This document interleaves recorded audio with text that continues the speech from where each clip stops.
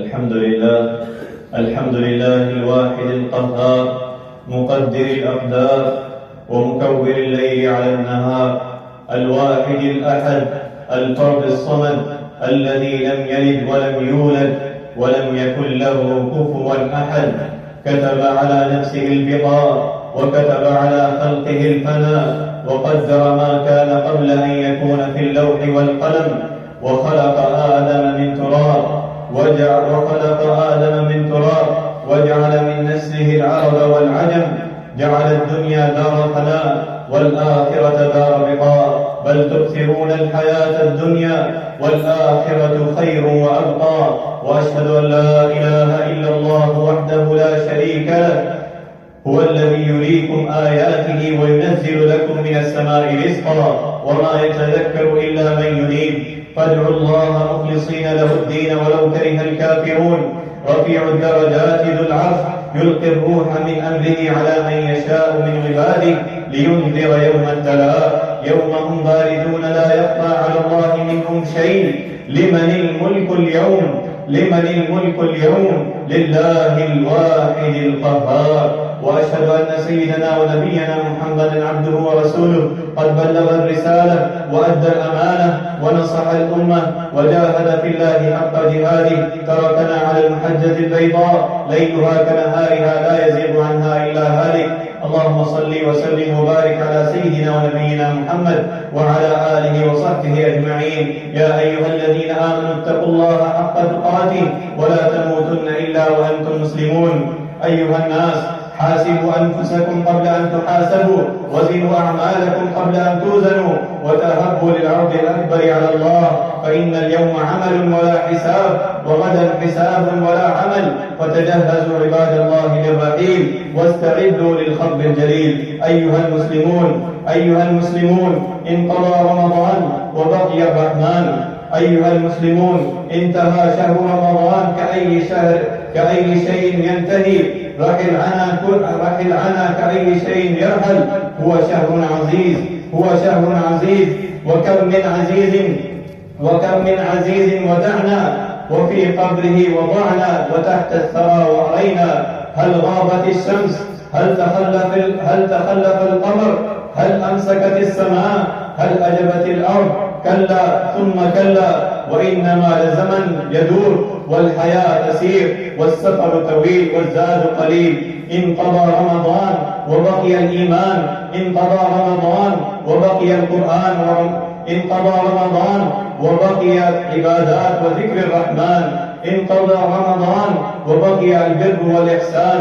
انقضى رمضان كأي شيء ينقضى، فكل شيء إلى فوات، وكل جمع إلى شتات، وكل حي إلى موات. وأن الله عز وجل يجمع الناس كل الناس ليوم لا ريب فيه. ربنا إنك جامع الناس ليوم لا ريب فيه، إن الله لا يخلف الميعاد. هل ينتهي رمضان فتنتهي معه الخشية والإنابة لرب رمضان؟ من كان يعبد رمضان فإن رمضان قد انتهى، ومن كان يعبد الله فإن الله حي لا يموت. يا عباد الله، كم من مساجد بعد رمضان قد هجرت، وكم من قبائح طواها شهر رمضان قد نشرت، وكم من أناس كانوا لرمضان لا لربهم عابدين، كأنهم ظنوا أن الله في رمضان حاضر وفي سواه يغيب، أو أنه رقيب عليهم شهر واحد وفي بقية الشهور غير رقيب، أو أنهم كلفوا الصلاة في رمضان وفي غير ليسوا بمكلفين. أيها المسلمون، إن الصلاة فرض لازم على المؤمنين، من أقامها فقد أقام الدين، ومن تركها فقد هدم الدين، ومن تهاون بها أو فرط فيها كان من الخاسرين. فحافظوا عباد الله على الصلاة حق المحافظة، واطمئنوا في ركوعها وسجودها، ولا تتهاونوا في أوقاتها، ومروا بها أهلكم وأولادكم، وذكروا بها الغافلين. وأقيموا الصلاة وآتوا الزكاة واركعوا مع الراكعين. أيها المسلمون، استمروا في الدعاء. يقول الله تبارك وتعالى: وإذا سألك عبادي عني فإني قريب أجيب دعوة الداعي إذا دعان. وإذا سألك أيها النبي عبادي عني فقل لهم إني قريب منهم أجيب دعوة الداعي إذا دعان فليستجيبوا لي بالإيمان والطاعة والانقياد والإذعان وليؤمنوا بي لعلهم يرشدون. إن الدعاء في رمضان له مزية وإن الدعاء مع الصيام له مزية، لكن هل يليق بالعبد أن ينسى الله في الرخاء ولا يعرف إلا في الشدائد؟ ورد عنه صلى الله عليه وسلم أنه قال: إذا عرفتم الله حق معرفته لزالت بدعائكم الجبال. ويقول تعرف إلى الله في الرخاء يعرفك في الشدة، أو كما قال عليه الصلاة والسلام. أيها المسلمون المداومة على العبادة. إن المؤمن يواصل العبادة لا يكل ولا يمل، يعلم أن رمضان هو رب شوال ورب الأنام وهو رب الأعوام ورب الشهور ورب الدهر. المؤمن يحيا على الدوام طائعا لله عابدا لمولاه عابدة تسمر مع العبد منذ المهد إلى اللحد.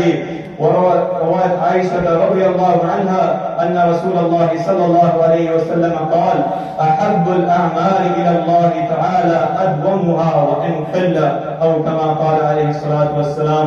الاستقامة بعد رمضان، الاستقامة على طريق السلامة ونجاة يوم القيامة، وفلاح يوم الحسرة والندامة، ونجاح كبير يوم الملامة. ويقول النبي صلى الله عليه وسلم: اتق الله حيثما كنت واتبع السيئة الحسنة تمحها. ولما جاء سفيان بن عبد الله الثقفي رضي الله عنه إلى النبي صلى الله عليه وسلم يقول: قل لي في الإسلام قولا لا أسأل عنه أحدا غيره. فقال النبي صلى الله عليه وسلم: قل آمنت بالله ثم استقم. فيا عباد الله، احفظوا الله في فرائضه وحدوده، وعهدوا يحفظكم في دينكم وأموالكم وأنفسكم. كونوا مع الله يكن الله معكم في حلكم وترحالكم، في حركاتكم وسكناتكم. أعوذ بالله من الشيطان الرجيم. فسبح بحمد ربك وكن من الساجدين، واعبد ربك حتى يأتيك اليقين. بارك الله لنا ولكم في القرآن والسنة، ونفعنا وإياكم بما فيهما من الآيات والحكمة. أقول قولي هذا وأستغفر الله لي منكم ولسائر المسلمين من كل ذنب وخطيئة، فاستغفروه إنه هو الغفور الرحيم.